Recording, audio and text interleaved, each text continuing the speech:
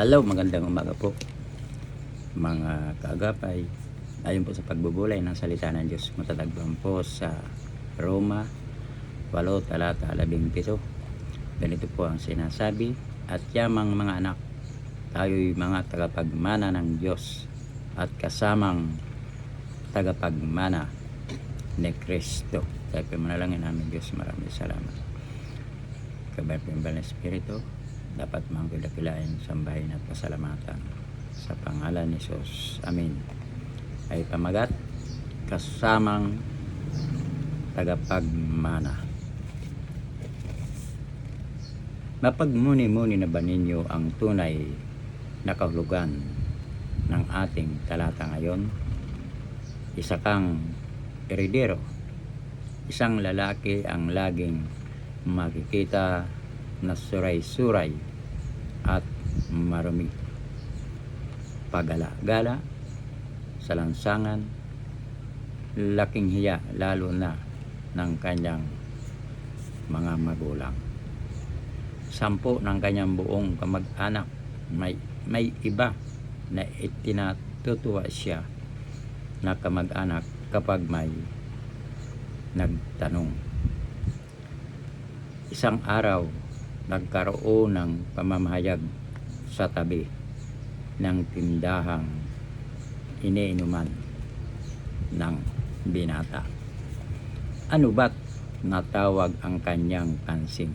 At bagamat siya'y lasing, tumagos sa kanyang puso ang sinasabi ng mga ngaral. Ito ang hinahanap ng kanyang puso, isang tunay na magmamahal sa kanya, at ito raw ay matatagpuan kay Jesus. Lumapit siya sa may pinakaentablado at nang magbigay ng paanyaya ang mga ngaral. Alam niya kailangan niya si Jesus sa kanyang buhay, at malaking himala ang lasinggong lalaki ay naging maayos, malinis at naging mukhang kagalang-galang.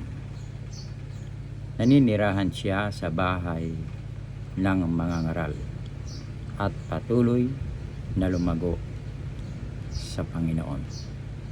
Ang mga bumabati at nagtataka sa kanyang pagbabago ay sinagot, anak na ako ng hari, at ayaw kong mapahiya ang aking ama, at bilang tagapagmana inilalagay ko ang aking sarili sa dapat nakalagyan. Ayon sa pinagbubulay-bulayan, at yamang mga anak, tayo'y mga tagapagmana ng Diyos at kasamang tagapagmana ni Kristo. Roma 8 talata 17. Tayo po'y manalangin.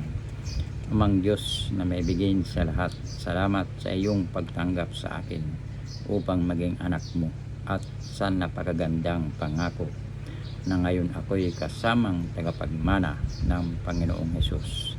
Tulungan mo po ako ngayon upang mabuhay na tulad ng Panginoong Hesus. Sa pangalan ni Jesus. Amen. Maraming salamat po mga kaagapay sa nakikinig ng salita ng Diyos. Pagpalain po ang inyong buong sambayan. Diyan lamang po kayo magbabalik. Sa Diyos ang papuri. Bye-bye.